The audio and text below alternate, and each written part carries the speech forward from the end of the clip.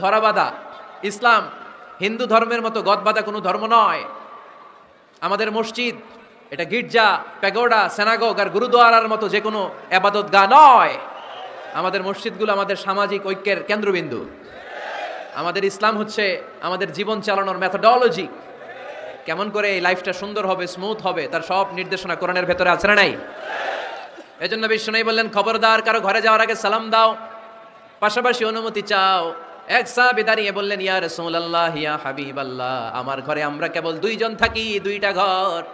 এক ঘরে থাকে আমার আম্মা, আরেক ঘরে থাকে আমি। আফাস্তাদিনু আলা উম্মি, আমি কি আমার মায়ের ঘরে ঢোকার আগে অনুমতি নেওয়া লাগবে নাকি?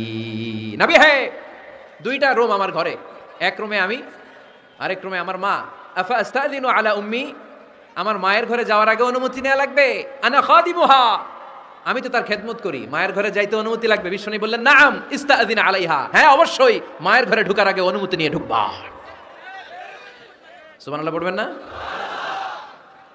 সাহাবী বললেন, ইয়া রাসূলুল্লাহ, তিনি তো আমার মা, অনুমতি লাগবে কেন? বিশ্বনবী বললেন, আতুহিব্বু আন তারাহা উরিয়ানাতান, ও সাহাবী, তুমি কি তোমার মাকে উলঙ্গ দেখতে পছন্দ করো নাকি? সাহাবী বললেন, না, কশ্চিন কালেও নয়, আমি কখনো আমার মারে উলঙ্গ অবস্থায় দেখতে পছন্দ করব না। বিশ্বনবী বললেন, তাহলে অবশ্যই অনুমতি নিয়ে ঢুকবা।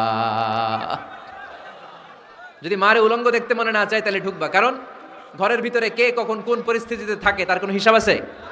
এজন্য সালাম দিবেন, নক করবেন, অনুমতি চাইবেন, তখন নিজেকে নিজে ভিতরে যারা আছে, মহিলা হোক পুরুষ হোক, সামলে নিবে, গুছিয়ে নিবে, তারপরে আপনাকে ঢুকার ব্যবস্থা করে দিবে, ঠিক কিনা?